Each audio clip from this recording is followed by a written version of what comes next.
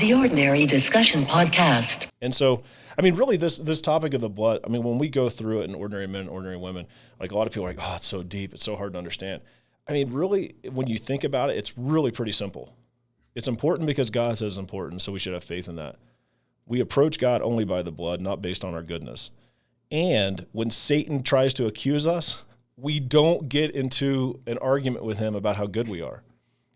It really has a lot to do with his manward approach, which is you don't approach God by your goodness, only by his blood. And then when Satan accuses you of being bad, you don't answer him with, yeah, but I did this. Yeah, but I go to church. Yeah, but I pray. Yeah, but I sin less. Because the second you start doing that, he has you right where he has you in an argument you can't win, which is somehow that your salvation is based on your goodness or something you have done, which is exactly what you just said, Emily. Yeah. And so the second, and it's crazy. You ever been in an argument where it's like, I remember when you were a kid and your brother or sister would be like, you'd say no, and they would say yes, no, yes, yes. And then they would like keep going back and forth until you finally said what they wanted you to say, if it was yes or no. Mm-hmm. Does that make sense? I feel like that's what Satan does. He's almost like, he tries to get you in this cycle where then you like argue the wrong point. It's like, you know the right point, but then now here you are arguing about how good you are when you know salvation has nothing to do with you being good. It's like, wait a minute, how did you get me arguing about how good I am when I know goodness has nothing to do with my salvation, right? So now when Satan comes to me and says, Jeremy, how could you ever lead a ministry? You did X, Y, Z. Or, Jeremy, in your past you did this. Or, Jeremy, today you did this, right?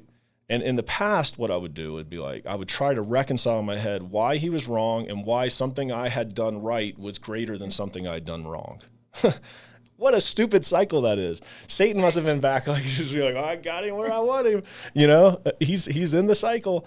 And now when I get that accusation, I'm like, yeah, you're right. I mean, think about Satan's trying to get you to argue with him why you're good and telling you how bad you are. And now when he tells you how bad you are, you say, yeah, you're right. But the blood.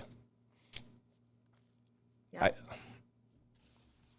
Sorry, I can't even say it without getting emotional. It has such power. It really does.